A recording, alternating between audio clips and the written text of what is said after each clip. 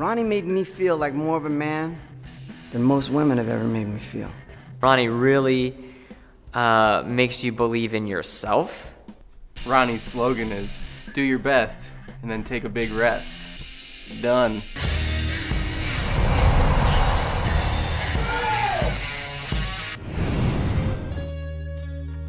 My girlfriend said she wasn't turned on to me anymore. She said I wasn't warm and cuddly enough. And then she left me for a comic book writer. Tone it up. Now control drop into your face.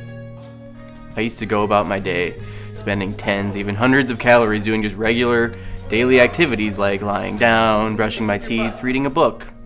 Now with the Slob 90X program, I can do these things in a lazy, almost catatonic way. SLOB stands for slow, lazy, ordinary body. In just 90 days, I can help you become a computer nerd, a party animal, or just a plain old lovable slob. All right, Slob 90X, our sponsor for today. I think I've been doing too much Slob 90X lately. I think I'm gonna have to do P90X. Maybe people will join me. I'm a little late for the summer, but I gotta get in shape. I guess the summer's not here yet. I'm gonna be going to a show on Saturday night called Three Sisters, but it's not the Chekhov version. And it is our guest that was on last week, Claire Woolner, is going to be performing that show at the Public Display of Altadena. There's a show note in the show notes, link in the show notes, if anybody wants to join me there. It's a clown show. It's in Los Angeles. Anybody here? Looks like it's $20. So come on by. Maybe Mike Knox wants to go. Slob 90X is my jam, he says. Yeah. Danielle says, chaka, chaka, chaka. Yeah, so that's the exciting news.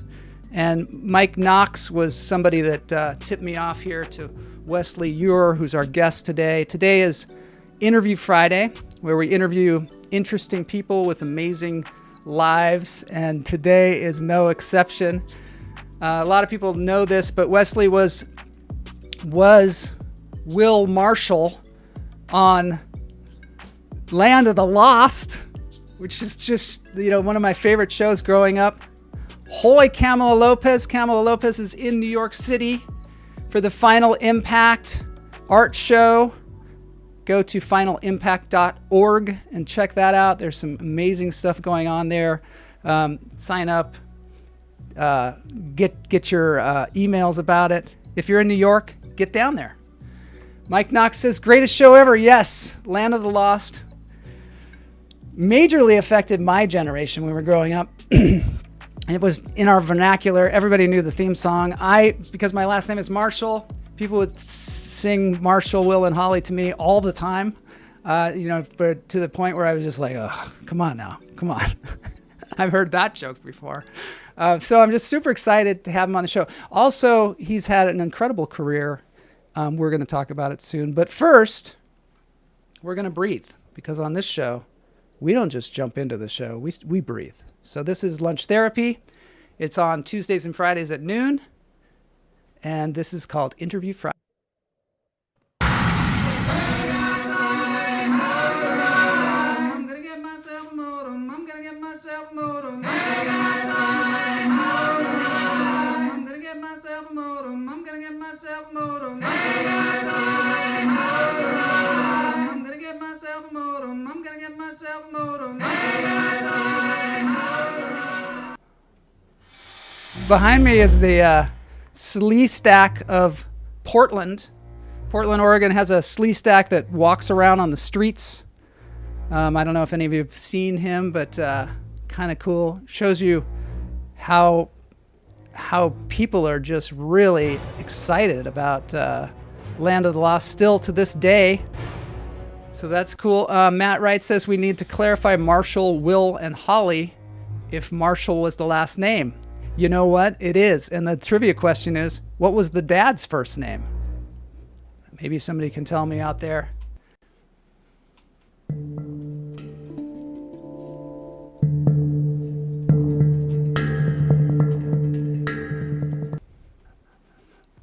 to say thank you to all the Patreons. Mike Knox, Todd Lee, Camila Lopez, Robert Lopez, Jay Patterson, Pam Palmieri, Neil Phillip, also known as Guignel, Sethward, and Mary Marks. Thanks so much for being Patreons. This show couldn't happen. Couldn't get it out there. Couldn't make it happen. Couldn't afford to have Boney here as my assistant if it wasn't for the Patreons. Everybody's saying Rick Marshall. We'll have to ask. We'll have to ask Will himself. Dad's first name was Joel. No, it wasn't. Yeah, like, why was Dad called Marshall? Why wasn't it Rick, Will, and Holly? Nobody knows. Nobody knows. All right, so we're going to breathe. Today we're going to breathe to this... Ooh, that fish came by. Take a look at us. We're going to breathe today to the dulcet tones of this handpan player that I found named Dinesh Gohil. He has graciously given us this music, and we're going to breathe. We're going to take in 3 deep breaths. Calm the nerves.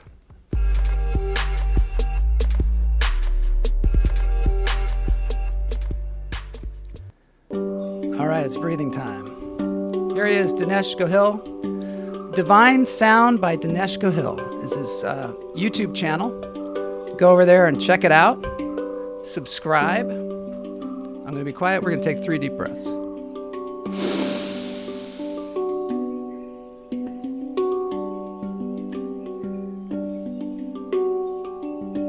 Let it go.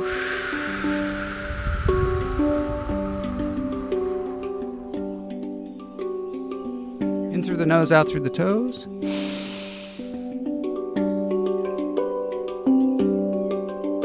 Hold it. Let it go. Shake it out.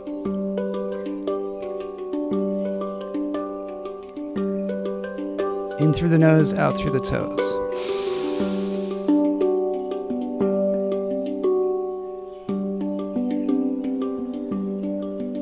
Let it go.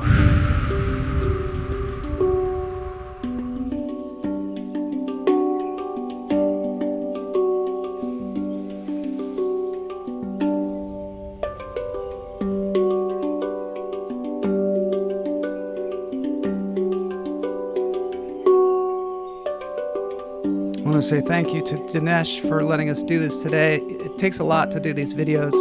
It's an original song.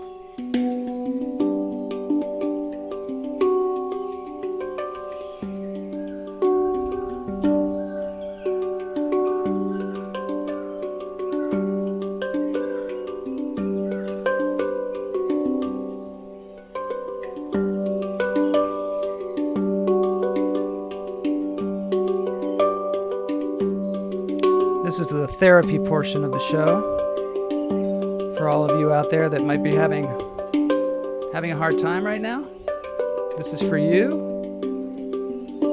And this is for all the people that are not having a hard time out there too. The show's for everybody. Except the haters. No haters. It's a no hater zone. All right, thanks Dinesh. Now we're going to get on to the main event.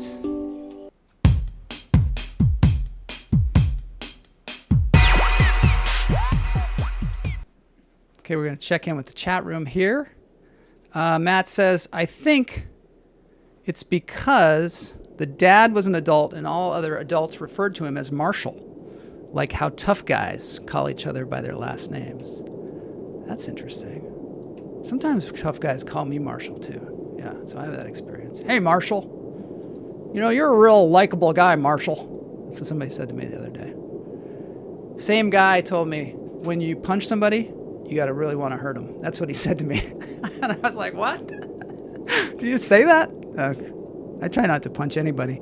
Matt says, I appreciate the composition of his shot. Yeah, that Dinesh, really beautiful stuff over there on his channel. Sometimes it really helps to look. Behind me is Goa. My guest today lived in Goa for a while. We can ask him about that. All of us dream to live in Goa, I'm sure. And outside to my right here is the outside view here in Los Angeles. It's a beautiful day. So Wesley Eure. Wesley Eure is a I always knew that he wanted to be an actor since he was 5 years old. And somehow he made his way to Hollywood through a very circuitous route from Baton Rouge, Louisiana to Hattiesburg, Mississippi. His mom, well, I don't know. We're going to have to ask him about this stuff, but she hosted a radio talk show about drug abuse, ran a methadone clinic in Las Vegas. Somehow he came to Los Angeles and wound up on 2 shows at the same time. A lot of you don't know this. While he was on Land of the Lost, mesmerizing us with the slee stacks and the chakas. He was, there's not really chakas, I guess. The slee stack and the chaka. He was also on Days of Our Lives. He was on Days of Our Lives for many, many, many years. Also starred in films. He is an author. He is also a creator of shows. So I'm not going to ruin it for y'all, but let's get him on the show right now for Interview Friday with Wesley Eure.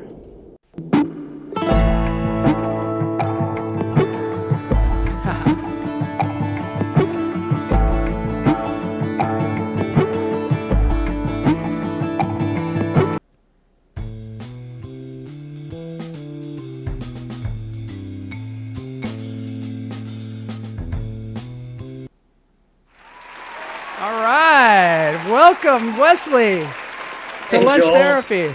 Great to see you.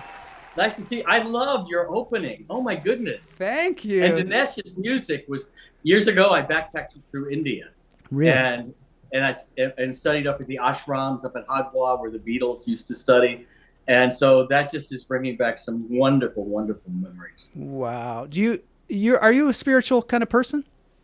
I am, yeah. And did you come to that early in life, or late in life, or in the middle, or how did you come to your spirituality? I think more in the middle. Yeah. But years ago, I was working a lot, and in the late '80s, I said, well, there's got to be something more. Yeah. So I backpacked around the world and thumbed my way around third world countries and Bangladesh and India, and Burma, and Malaysia, and Iran, Iraq, all the places. Really? Just thumbed, yeah.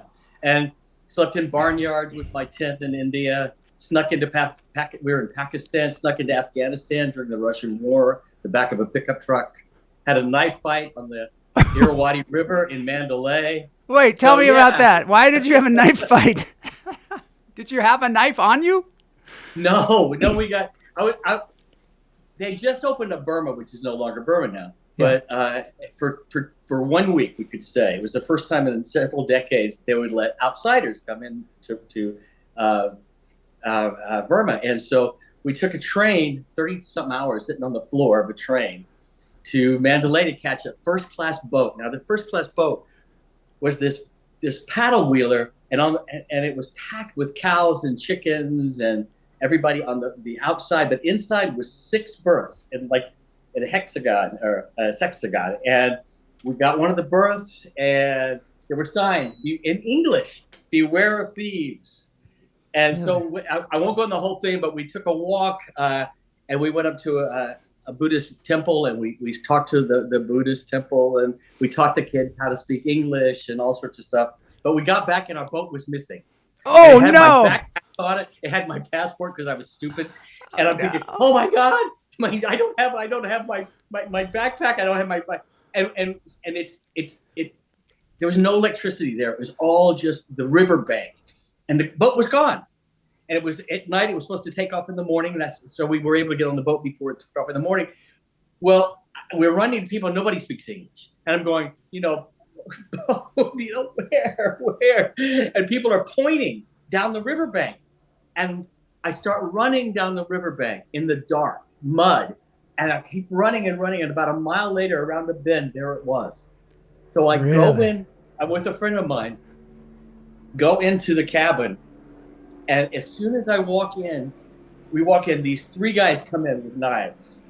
Whoa. And my friend that I went with was a black belt in karate, and he kicks over the table. There was a wooden table. That was the only thing of furniture in the room. And at that exact moment, 2 guys walked in, two Americans that we had met in India that were studying in Japan. And for somehow they ended up in the exact same place we were, in the middle of absolutely nowhere. Wow. And we fought them off. Wow. That's a crazy story. You have all kinds of crazy stories. You had the most adventurous life. What point in your career was this that you could take off? Because if you're doing a show like Days of Our Lives, I mean, you're pretty much tied to Los Angeles. This was like 1986 is what it was. Really, 1986. Yeah, and then I moved to Bali and got a monkey named Frankie who used to sleep with me at night, and You're kidding me. No. What made you? I traded my Sony Walkman for Frankie. What? Little Bo joke. They were monkeys. There were only one monkey in Bali, and like have punk rock hairdos. They like go up like that, and they're called Bo jokes. And Frankie of Hollywood was the name that this Chinese couple who I won't say owned, because the Chinese man scolded me when I said something like that. He said, "You cannot own another creature," and who caretook Frankie.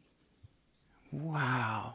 And they had found Frankie. They found him at Sharinga Falls in Bali. It was a waterfall, and the mom monkey was there, and she had tied vines of peanuts around her waist and was collecting peanuts and putting them in the vine as a tool. And these guys, they must have been jerks. They came and scared the monkey, and everybody ran off except Frankie, who was just like about this big. And they took Frankie, and this Chinese couple, they raised him, and they fed him, they chewed the food, and Frankie would eat it. And he was so tame and would swim in the ocean with me, get on my back, my shoulder. I'd dive into the ocean. He'd go underwater with me, which is very rare for a monkey. Do you think it's because you had it such a small size when it was just very, very young that it like? Yeah, it was totally, you were like the dad or the mom or whatever, however he saw you. Yeah. That's great. It was, That's incredible. So what made you, I mean, we're in the middle of your career at this point, but what made you just flee Los Angeles and go off and explore the world? Was it just because you could?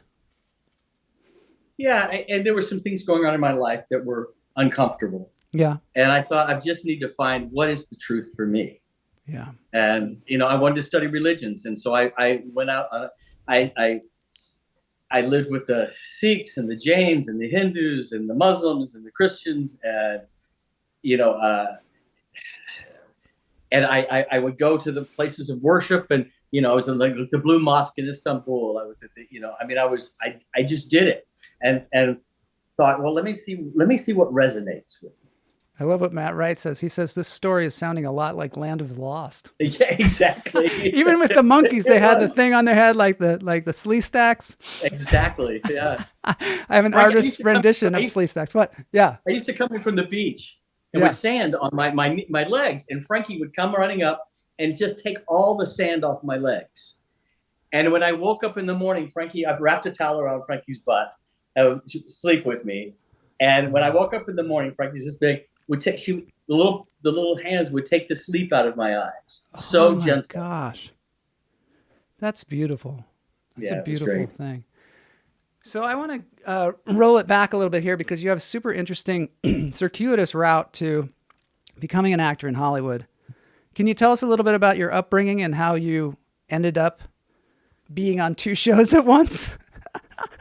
It's insane. Luckiest guy. Listen, I'm from Hattiesburg, Mississippi. Yeah. When I was 5 years old, my family was all educators. My grandfather was the president of a college. My grandmother was a teacher, So the women in my family were really educated women, which was unusual down in the deep South at that time. And I stood up on a table at 5 years old and said, I'm going to be an actor. And they looked at me like I was this alien from another planet. Right. But my dad had left. My dad left when I was 2 and never came back. Oh. And I think it was just that I think I wanted to stand out. I wanted to be seen. And I think we all go into careers that it nurtures some part of us in some circuitous way. And I think that's probably why I wanted to become an actor. But then I just took advantage of every opportunity in school I could, being an actor. And my mom, like you said, we moved to Las Vegas. My mom went back to get her PhD because my dad left. Yeah. So I lived with my grandmother. So then she started teaching at universities around the country, Southern Illinois University, and Anyway, so we moved to Vegas. She was heading up the drug abuse program for the state of Nevada. Had a talk show on drug abuse, and I was after school. I went to my last year of high school in Las Vegas, and I met Robert Goulet and Carol Lawrence. I heard you were their driver. Were you their driver? Yeah, I became their driver. I'm what, 18 or 19? They said, you're going on tour with us. Really? And you're going to drive a Dodge mobile a motorhome. I mean, I'm a kid, and it said Dodge Travco Motor had given them a motorhome for the tour, and it said the Bob Goulet Show on the side. So it was on the East Coast. So they flew me to the East Coast, and I was to drive them. They did 1 week stands. They did I Do, which is a musical, and then they did their concert tour. And Carol Lawrence, of course, had been Maria in West Side Story, and Bob Goulet was, of course, a big singer in Camelot and stuff like that. They were both big Broadway stars. Yeah, they were big. And they were married, right? Yeah, they were. Yeah. And they were doing the musical I Do, which follows the relationship of a couple from meeting to the end of their lives. Wow. And the last place we played was the Westbury Music Festival in New York. And I went to Manhattan, and I called home and said, Mother, I'm not coming back. I'm an actor. Yeah. And I started hitting the streets and got a temp job and started auditioning whenever I could. Wow. And the way apparently you started acting while you were in Illinois, right, at Northwestern University or something, on some kind of summer program. Yeah, I was voted. This is so stupid. I was voted the #1 high school actor of the year. Really? Yeah, there was a thing at Northwestern University for all the top actors, kid actors. Yeah. Thank you. But I won the Robinson Award, which was a huge thing back in the day. Yeah. It's kids had to audition from all over the country in their schools. They competed, and I won from my school. And I was living in Illinois, and then I won the top prize. Wow. So you had a talent for acting, and you also really wanted to do it. It was like it was your mission in life. I mean, that's pretty amazing. And so okay, transition here.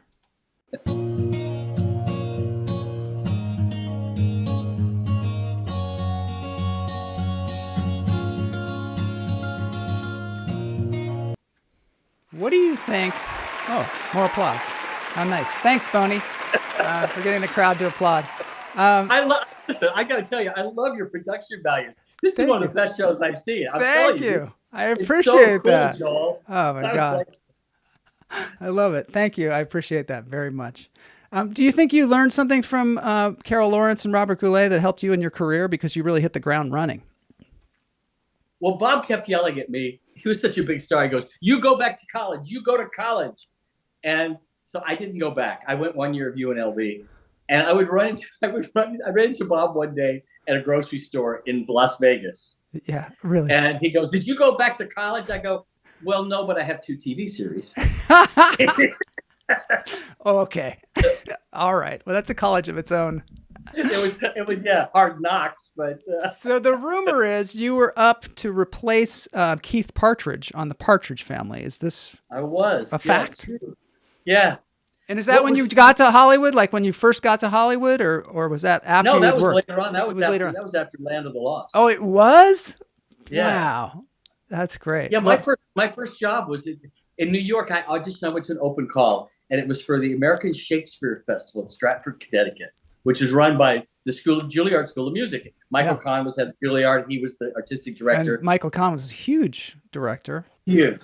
Yeah. I didn't know what it was. So they said you had to do an audition with 2 Shakespeare pieces. I'm from Mississippi. I didn't know Shakespeare. So I went to the library in New York, and I learned 2 sonnets. Mm-hmm. Let me compare thee to a summer's day. Yeah. So I auditioned. I got a call. I got the job. I was going to play Ariel in The Tempest. What? You must have been wildly talented out of the gate. So I go back. I'm working a temp job with all. You're like competing against people from Juilliard and stuff like that, and you're going to the library and getting a sonnet, and then you get the part of Ariel, which is like the lead. Yeah, so a big part in the play. Morris Kornowski, Jane Alexander, Seda Thompson, all these people. And I go back to my temp job. I say, I just got a call. I got this job at Stratford. I don't know what the hell it is. And they go, Stratford, you crazy? That's Juilliard. I go, oh.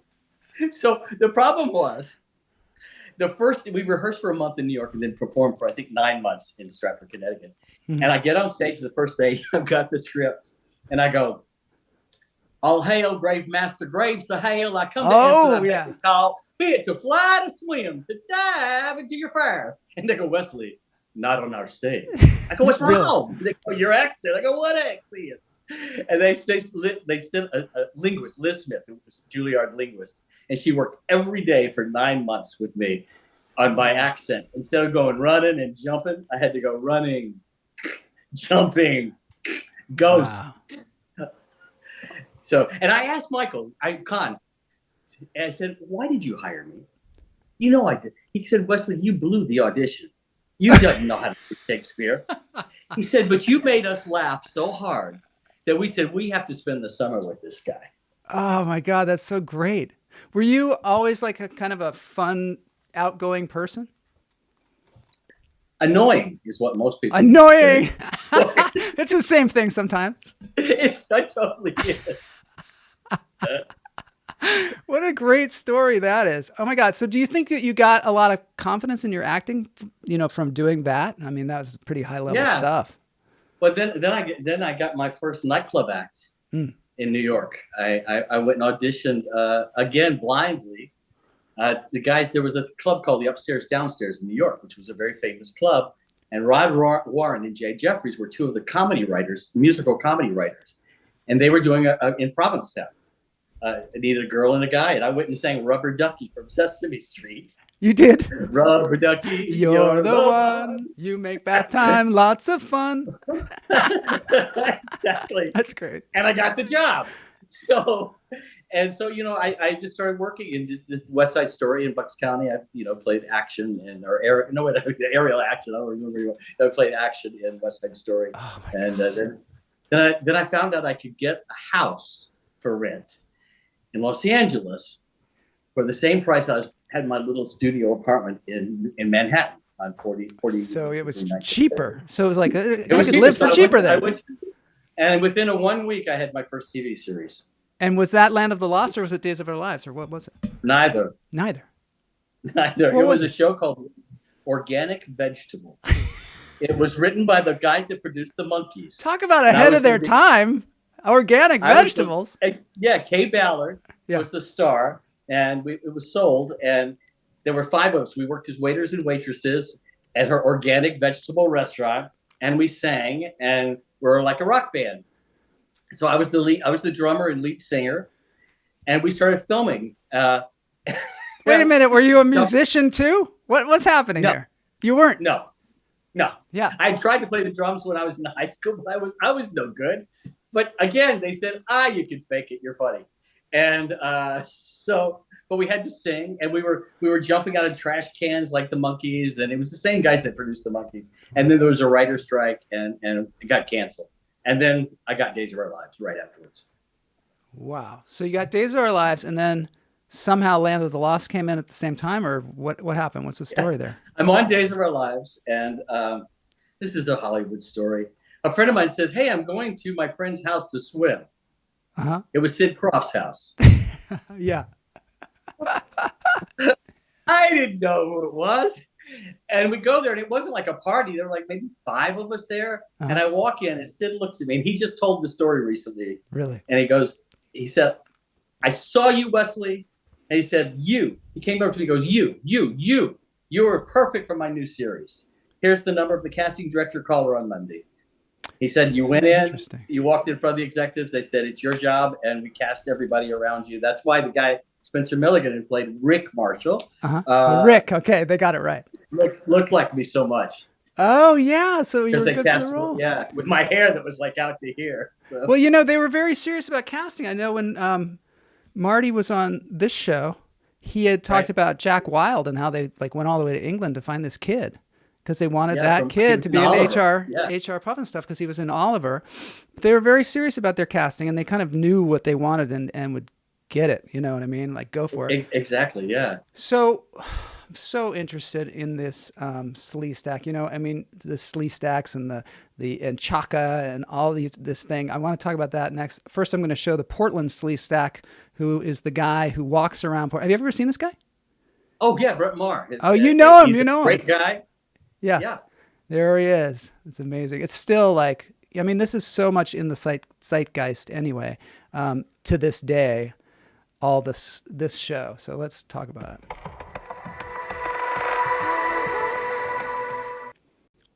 I think one of the things that I want to look at first is the comments here. What a great lesson. It's not how talented you are necessarily. It's whether you bring joy to the people around you. This is such a great lesson that we've learned from you. Kismet. Nice. Yeah, Kismet for sure. Doing the Lord's work. Mike Knox. All right, Knox. I love it. So now we're going to talk about Land of the Lost. This is going to be exciting. Because that show, when I was a little kid, was scary for one thing. Marty Krofft said that they like to scare kids. And even in HR Puff and stuff, or Lidsville, where the kid falls in the hat and then goes into some other land. And they also were really into like taking kids into some land where they were just kind of stuck there. What is the origins of Land of the Lost? Like, why did they decide to make that? Do you think particular show? I've been with Sid and Marty. I mean, of course, Marty, as you know, passed away since he did the show. Mm-hmm. And that was not my fault, by the way. Not my fault. No. And Kathy Coleman, who played Holly, and I are best friends still. Yeah. She played my sister, and she actually moved to Palm Springs, so we live next to each other. But we're doing a show with Sid Krofft next week, an autograph show. Oh wow! But cool. it was supposed to be the Swiss Family Robinson kind of a show. A dad and his son on this adventure, and then.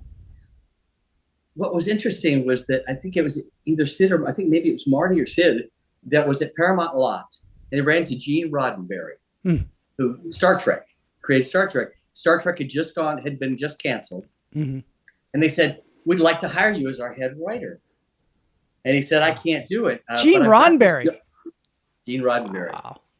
Yeah. And he said, "But I've got this young writer named David Gerrold who wrote Trouble with Tribbles." That famous Star Trek episode. Only comedy. Yeah. With the little furry whatever, little tribbles. Yeah, the only episode on Star Trek that was a comedy. Really? It was, yeah. And they weren't going to do that episode. It took a while for them to finally decide, okay, we'll do this. And of course it became one of their biggest episodes. Yeah, it's a famous episode. Yeah. David Gerrold became our head writer.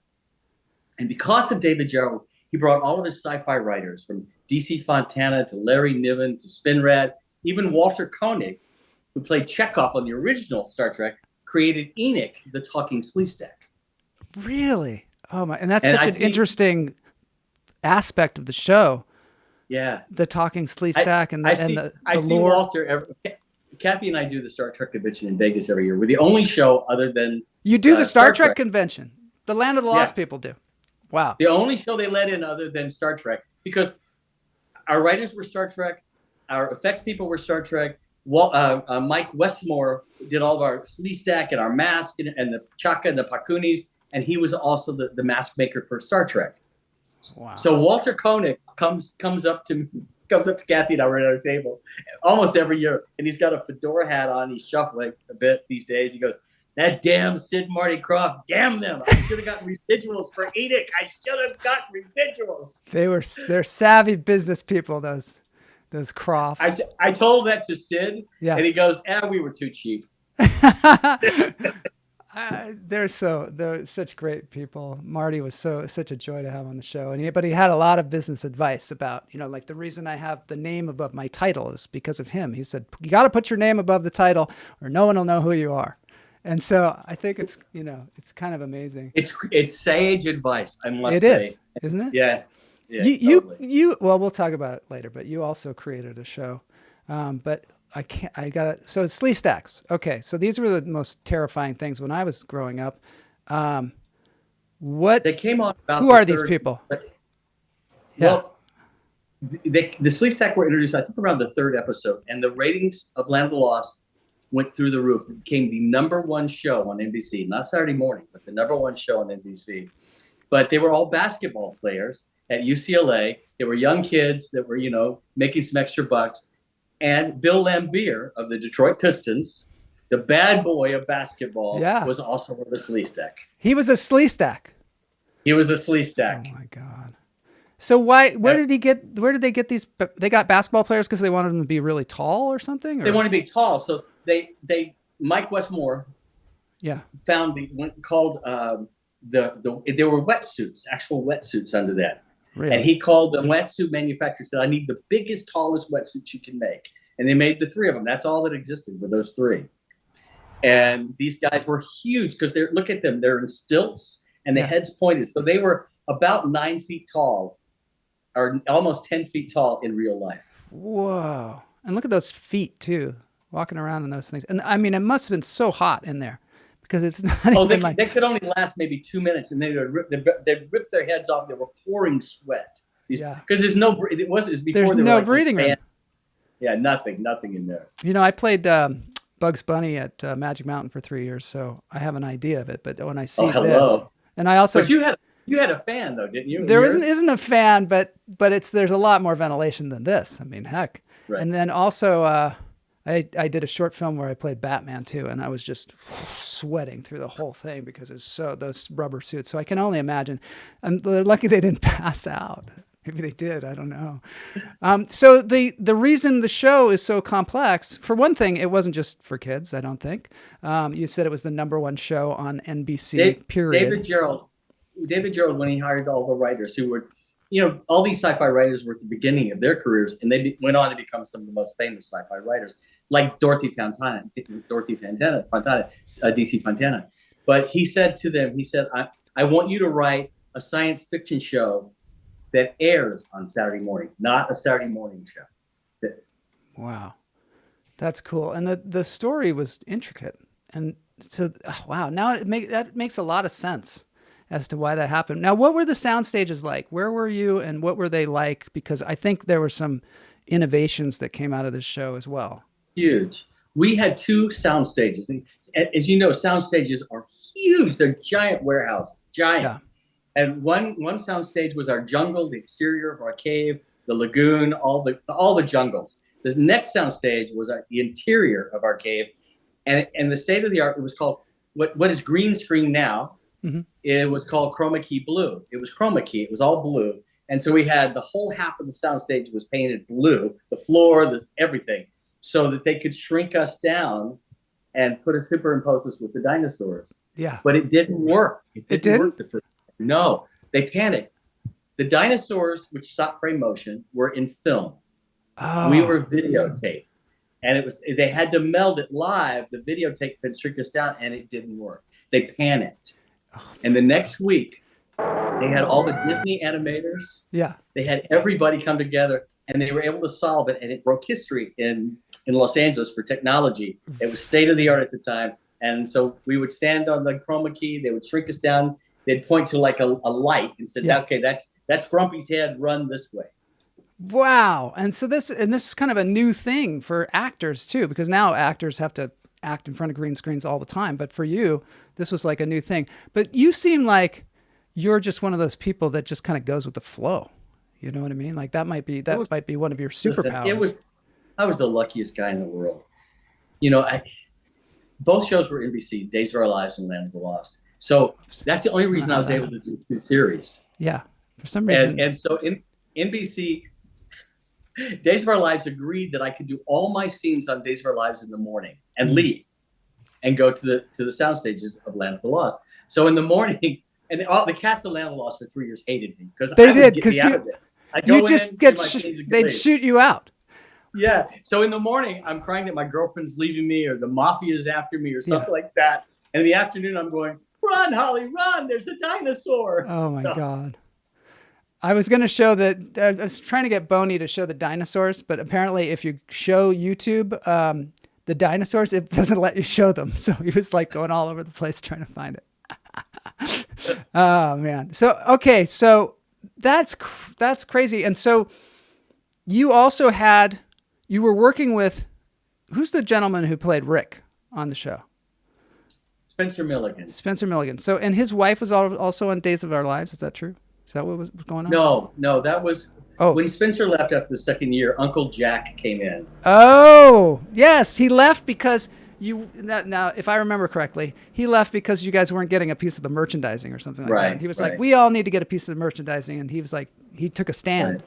Well, that's which was pretty horrible bold, because we loved Spencer. So Ron Harper, who was one of the stars of Planet of the Apes, the TV series, was on, and his wife was on Days of Our Lives. So in the morning, I'm with his wife. In the afternoon, I'm with Uncle Jack.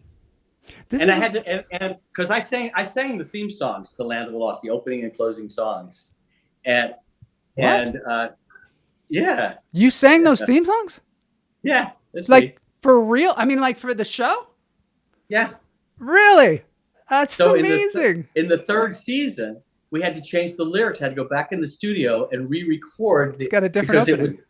It went to it was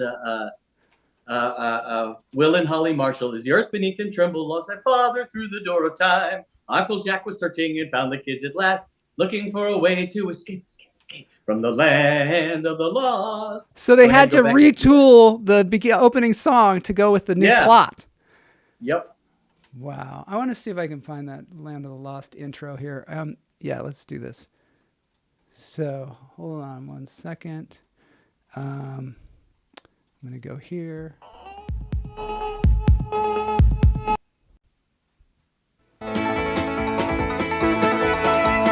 Marshall, Will, and Holly on a routine expedition met the greatest earthquake ever known. High on the rapids, it struck their tiny raft, plunged them down 1,000 feet below to the land of the lost.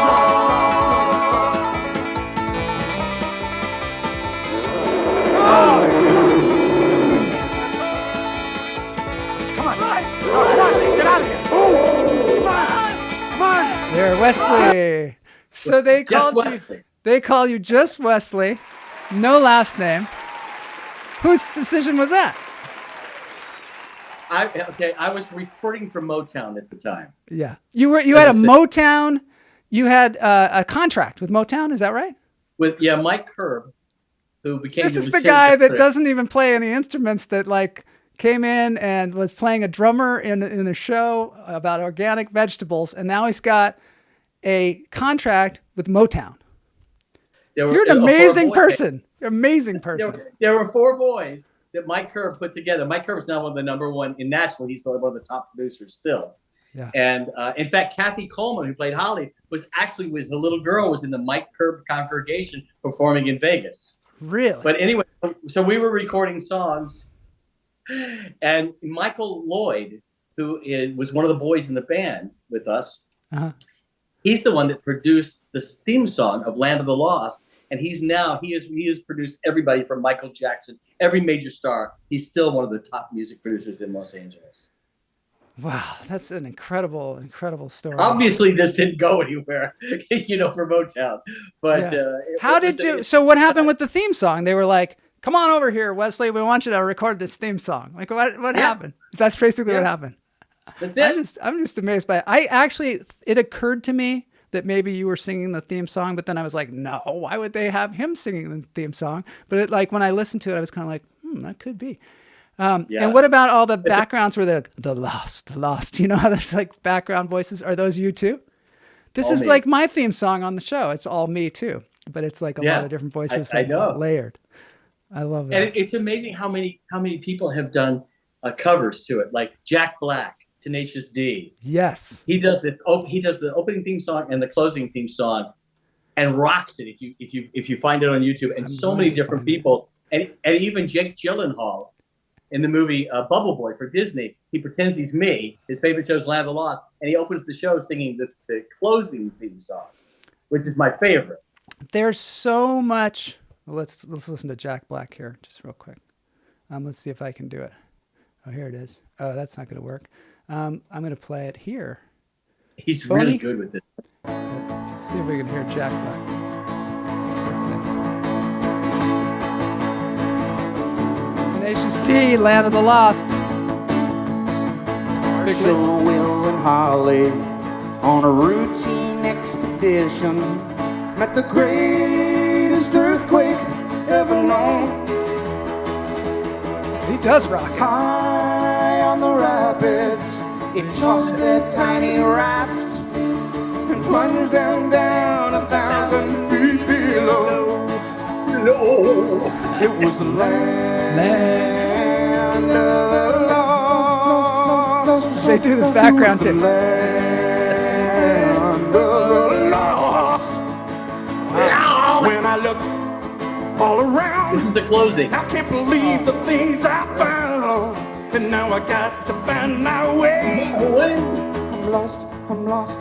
Find me living in the land of the lost, lost, lost, lost, lost, lost, lost, lost. Living in the land of the lost. It's amazing. Yay! Wow. I love his version. So good.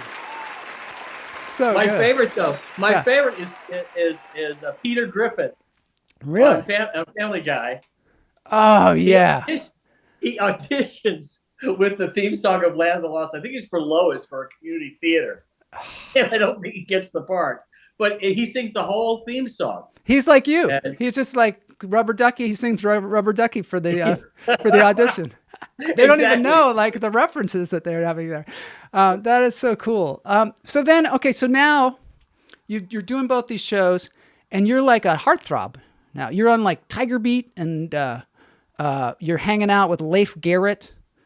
What was that? Yeah, Leif Garrett and Sean Cassidy. swimming at my house. No way. Back in the Hollywood was different back then. Was it? For a lot of us. A lot of us knew each other. Yeah. You know, we'd go to the same parties. We'd go to the same press things, like, the DeFrancos or David Cassidy. All of us kind of knew each other a bit. Was it smaller? Do you think it was just smaller? Yeah. There weren't as many actors around? Exactly. Michael Gray from Shazam, used to go to Love with Shazam. the Monkees, the Monkees with Davy Jones. Those guys would hang out. Wow, that's cool. So, did you get a big head? Were you like, I'm the No. king of the world or anything? You don't seem like such a person with No. their feet on the ground. Did you put your mom through law school? That's what it said somewhere. Did I you do did. that? You did?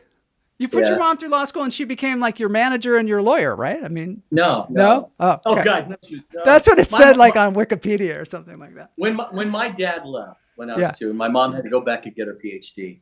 She wanted to be a lawyer. Yeah. But in Mississippi, back in those days, they wouldn't let women get scholarships for law. Oh, Only social services back in those days. wow. So she became a psychologist. Hmm. But her dream was always to be a lawyer because you didn't have to take the bar back in those days. You just had to study with a judge. And then she was studying with the judge and he passed away. Oh, So fade in, fade out. She's in Vegas. I'm in LA. I've got a bunch of TV series. yeah. And she talked about going to law school. And I said, you want to go? And she goes, yeah. I go, come on to Los Angeles, enroll. She did into Southwest Law School, graduated top of her class in 2 years, and was grading the bar exams the next year. Wow, that's really amazing. That's so kind of you too. So But thank you, Mom. Good Yeah. applause. You got applause here. Yeah, She's gone now. Oh, wow, what a beautiful story that is, though.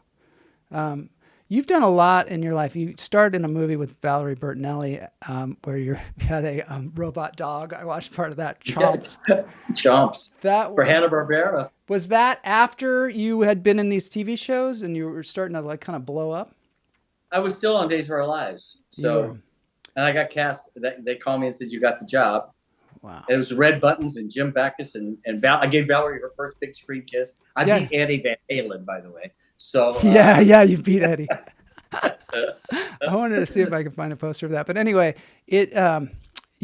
so now all of a sudden you're helming these big studio movies and you're doing comedies. I mean, that was a comedy essentially, right? Yeah, it was. And then, but then I went on to play the murderer, the killer in a sci-fi class. I mean, a horror classic, The Toolbox Murders. That's what I was going to ask you about. Then you played a murderer. Was there someone shaping your career at this time? Because it seems like it was, or was this like just all you? It's just me. Listen, you're an actor. They call me up and said, you got the part. I go, oh, what time do I show up? Yeah, really. You know? And I had to leave Days of Our Lives again. But and Stephen King once said, they asked Stephen King if he had to rent 10 movies for Halloween, name them, and Toolbox Murders was one of them. No way. It was the #1 box office drive-in hit. Oh yeah, that was back in the day. I got the poster now. Finally, I was like, I got to show the poster too, because look, it's very provocative. It was the first film that it's like the father of sexploitation. Oh my God, are you the guy with the mask on and the drill? Oh, you got to see the. I Let me gotta just see say this movie. that I'm not very nice. I should say. So let me tell you, Joel. So this movie comes out. It's a big hit for drive-ins. Yeah. I'm at Venice Beach roller skating back in the day. Yeah. And that was when roller skates were really popular. And there were signs all over Venice Beach that said, "Do not stay after dark. Gangs, beware." Yeah. Really, for real. Yeah. I'm by myself. I'm roller skating. I forgot the time. The lights are coming on, the street lights. And I'm all by myself, isolated at a place in Venice. And I look around, and there's a gang of guys circling me. And I'm thinking, oh my God, this is you stupid. This is it, Wesley. This is it. And I'm terrified. Mm-hmm. And I'm literally circled. And this one guy, big guy, comes roller skating over. Yeah. And roller skates over and looks at me and goes, "You an actor?" I go, yeah. He goes, "Toolbox Murder?" I go, yeah. He goes, "Me no fuck with you, man. Me no." That's hilarious. It saved your life, a horror movie. So these guys became my friend. And I would, every time I'd go to Venice to roller skate, they'd see me if they were out and about, and they'd come skating over and they'd go, "Okay, Wesley, we'll take care of you today. Nobody will bother you." And these guys, for a while, they were part of my lives. And who knows what's happened since, but. I love that. I love that. You know, it's a lot of times when you're in a situation like that, just even being a human and letting somebody know that you're also a human by saying hi and engaging with people, if there's any kind of connection, it can save your life. Let's face it. Because, you know, when people have to deal with an actual human, they don't want to rob you. You know, when you're just another human being on the planet, anybody that's trying to rob you is having a difficult time as it is. And if they see you as a real human being, then I think that, you know, I don't know. That's something that we should think about in general. Well said. The world. Chomps. There's Chomps. Mike Knox says he loves a movie. I watched the movie and it's very fun. And you know, Jim Backus, all kinds of great comedians are in that. It was huge. It was Hanna-Barbera, which of course the animators Hanna-Barbera. Yeah. With all the cartoons. Was this one of their first movies, Hanna-Barbera? It was their first. Yeah. It was their first. Wow. Yeah, it was cool. And when you take Don Chappie directed it, who did Pete's Dragon for Disney. Oh, wow. Wow. And when you take the dog's head off, it's pretty horrifying, I'll tell you. The first time you take it off, you're like, "No!" And then it's like, it's a robot. I don't want to ruin it for anybody, but it's a robot dog. Yeah. It seemed like a Disney movie, sort of. I guess maybe they were. Well, it was. It was their answer to Disney, basically, trying to get into that genre. Oh, that's so cool. All right, so then I just want to say, we have to end the thing soon, but I do want to talk about what you've been doing with philanthropy and how you kind of give back to society. Can you tell us a little bit about that? Well, for years I was the #1 fundraiser for March of Dimes. Really? I would host all the not all, I mean, host a lot. But back in the day, we had telethons. I would go do the stay up for 48 hours and, all over the country and raise money. But in my later life, I produced fundraisers. And I'm in Palm Springs. And I used to do huge celebrity fundraisers, 85 performers, and raised hundreds of thousands of dollars for 7 different charities, from battered women to AIDS to, breast cancer. I mean, we started some charities with our money. And, I listen, I'm from Mississippi. I don't know how this all happened. I mean that sincerely. I don't take this for granted at all. I've had this bizarre life, and I look around sometimes and go, how the hell did I get here? I mean, and so I think it's very important that we give back, and that I have the ability to do that, and the resources to produce these shows and make money. And that's my heart. That's beautiful. One other thing I want to talk to you about. One other thing I want to talk to you about before we go is the producing side of you. You had a very popular show called Dragon Tales that ran for some time. Oh, there's the two-headed dragon. Yeah. That is the character. I co-created. You co-created this show. So how did you go about doing that? I mean, there's an interesting story, right? About this is Zach and Wheezy, by the way. Yeah, Zach and Wheezy from this is the characters Dragon Tales. How did that show come about, and how did you get involved in it? I'd written a novel called The Red Wings of Christmas, which is still available. And is that the one that Horshack drew? Horshack Ron from Palillo played Horshack. From Welcome Back, Kotter. And Disney optioned it for an animated feature. Yeah. And I wrote the screenplay and the songs for Disney. Mm-hmm. And it's sitting on a shelf still. But I was producing and writing totally hidden video for Fox, a hidden camera show. Yeah. The executive director, Jim Cohen, moves over to Sony Pictures after, and there's a grant. They're looking for a new kid show, PBS. Mm-hmm. They're offering $16 million. And Sesame Street wants it, and the Muppets want it.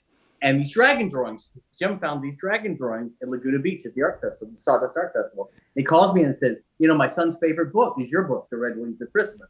Wow. Here, what can you do with these drawings? And they'd already started writing some stuff, and I came in and I polished it and rewrote and created some of the characters, and we sold it within a week. We beat out everybody, the Muppets and everybody. And then in order to get the grant, I had to create another show. PBS required 2 shows. And so I wrote a show called Show and Tell Me, which was based on a lecture series I do at schools around the country, teaching kids how to write books. And it sold, and it went on to run for about 10 years on PBS. Oh my God, that's so incredible. It's what. Yeah. So my little family here, my family. Yeah, let's see what you got there. Cool. I love it. And is that a Sleestack head behind you? I noticed that too. This is fan made. It's from the Library of Skulls. Oh my God, that's great. Isn't this beautiful? It's like, this is so cool. But in the Library of Skulls in Land of the Lost, it would light up red lights in their eyes, and they were on podiums, and they were the wise ones, and they would speak to each other. And so we take these to the conventions, and when we sign autographs things. But again, fan made. We have the best fans. I'm telling you. Fans arrive we have super fans that come from all over the country and they built pylons, which is the gold thing. It's full size.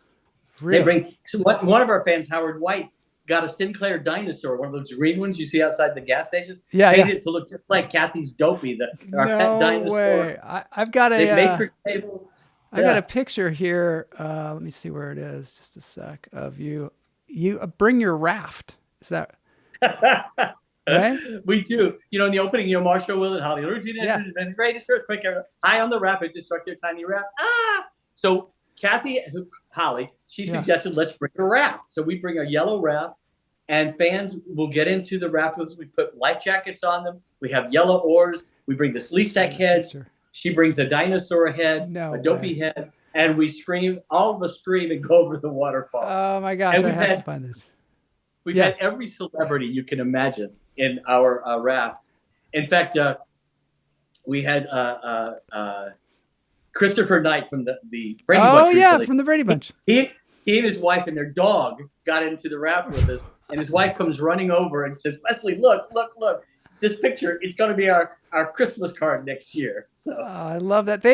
I was kind of thought you looked a little like Greg Brady when you were younger. My first TV series in the ad that I answered was they were looking for a pretty Greg Brady. Really?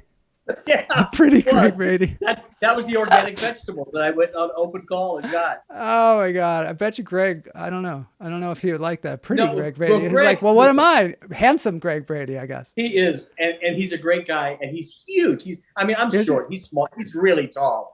We did a concert together in front of like 10,000 people. We were singing in Florida years ago, and he's amazing. And that whole. Eve Plum used to come at I had a horse ranch in Los Angeles, And Eve used to come out and ride horses and stuff, you know. So we all kind of knew each other back in the day. The Little House on the Prairie cast. I got one of the rap pictures here. That's one of the rap. That's the rap down below, and we have fans that dress up like a slee stack. Oh my God, that's so great. And the guy that's Kathy in the middle. She played Holly. And the other guy to her is Joe Giammalva, and he played one of the Pakuni. He was the nasty like a father or tribe mate to Chaka. Oh my God! So Chaka actually spoke a language. Is that right? Is that an actual language? Yeah. They got a linguist from, I think it was UCLA, and Fromkin, and she created a language based on 8 different other languages. It's one of the first times for a sci-fi show they had created an actual language. And of course now with Star Trek, you have the Ferengi and you have the Klingons, you know, and all that stuff. But there's actually a dictionary, and Phil Paley, who played Chaka, he was 10 years old. He was a black belt in karate, right? Right. Look at me. He was 10. His teacher was Chuck Norris, and he was on To Tell the Truth. There's one episode where he flips Johnny Carson on the Tonight Show. He's literally like this little, you know, and he was amazing. And he had to speak all those words. He wasn't making up like Okanza Bisasa, you know, Sarisa Taka, Iwira Ari, all that. He had to learn it, you know, verbatim. And in fact, some of the scripts he's talking like nonstop in the show. Yeah. He was an amazing actor, and he still comes and does shows with us, and he's still a great pal. We're all really close still, all of us. Really? Yeah. That is so cool. Here's the clip of Chuck Norris. Let's see if we have this young gentleman. Get away with that. Hold on a sec. Let's see if we can. Oh my God, this is hysterical. All right, let's see if we can do this. There's me with some penguins. Boney, this is not it. This is me with penguins. That's not Johnny Carson at all. Hold on a sec. I got a problem with Boney, but we're gonna find this thing. Here we go. There it is. There's Johnny. Thanks, Boney. This. So there it is. Johnny Carson. I think he was on one of the local newscasts here a couple of weeks ago, and I happened to see it, and I was amazed because I heard somebody say, here's a black belt karate expert, and I figured at least somebody's going to be 15 or 16 years old, right? Because I know it takes quite a number of years to reach that degree of proficiency. But this young man is, I think, 8 or 9 years old, and he lives here in the valley, I believe in Encino. Cut all the way to the end. Is that Chuck Norris? I suppose it gives them a certain measure of confidence, Phil knowing that they have a certain skill. And that's Chaka down there? Well, that's the main thing with the kids. It's not so much on being able to defend themselves, but the confidence and the security that they develop inside themselves, which is important. Now, is he going to stay as a student, and will he, of course, progress as he gets older and stronger? And be Well, oh my God, here they are. Oh, wait. Where's Johnny getting flipped? Wait, just keep going. Oh, here he is. Okay, here we go. Oh, there it is. Don't suppose you do. Oh!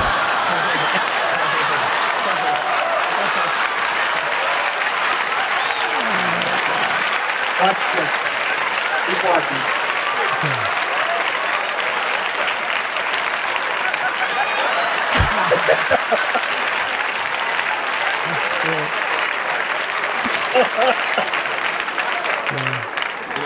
Second thought, maybe I'll stand up and do this.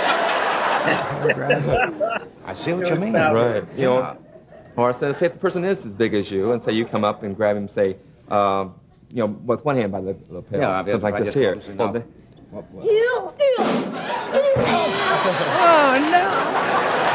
Purgatory flips him.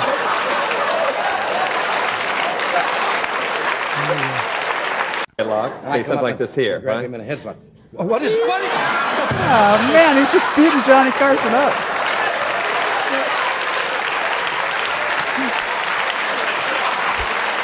All right, that's enough Johnny Carson abuse for now. That was, what an amazing thing that is. Oh my God. So that's Chaka. I love that. And that's how we got the job on Land of the Lost. Really? Sid and Marty, the producers, they saw him on the Tonight Show, and they were thinking they were going to get a little person to play Chaka. Yeah. But they saw Phil and go, oh, hello, this guy can be a monkey. So that's how it all happened. Wow, what an amazing thing. I always thought that was, Matt Wright says Clint Howard lost out to for the role of Chaka. I did think it was Clint Howard. People keep saying it's Clint Howard because Chaka had that big forehead. Yeah, and he had a big forehead. And Clint has his hair back. Isn't that weird? But then he went on to play the guy in Star Trek who says, "I want some Trenya" or whatever. I don't know if you remember that, but I forget what they. I guess he was in Star Trek before Land of the Lost. Now I'm starting to get my timeline ready. But okay, thank you so much for being on the show. This has been a thanks for having me. Real treat to have you on the show. You're kind of a magical person. What's in store for you now? What are you going to do now? What are you going to do next? Do you even know? Yeah, I mean, we have like, Kathy and I are doing a bunch of autograph shows this year, Comic-Cons, all across the country. And you can find them on my Facebook or Instagram or whatever. But I live in Mexico 6 months out of the year. You do? Oh, nice. In Puerto Vallarta every year. Love it there, so yeah. I'm gone. And we just travel back, and I just have a good life. There's some things brewing about there's a movie offer and stuff like that. But we'll see what happens. Listen, you know the life of an actor. You never know. Yeah, you don't know what's going to happen. You don't know what's going to happen, but you seem to be able to, you know what? This is just like we said, a big lesson about just enjoying life and having a good time and then stepping through the door when there's opportunities. Yeah, you know? Gratitude and having gratitude and giving back,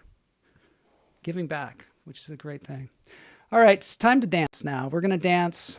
I've got a cover song for us to dance to, and then we're going to end the show. But we really appreciate you being on the show. Come back anytime. If you're ever in Los Angeles, swing by and say hi. It's great seeing you. All right.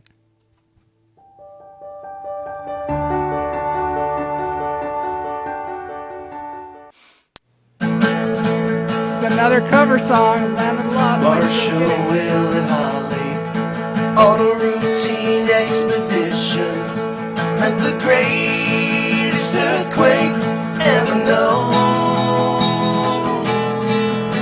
High on the mountain, took their tiny raft and plunged them down 1,000 feet below.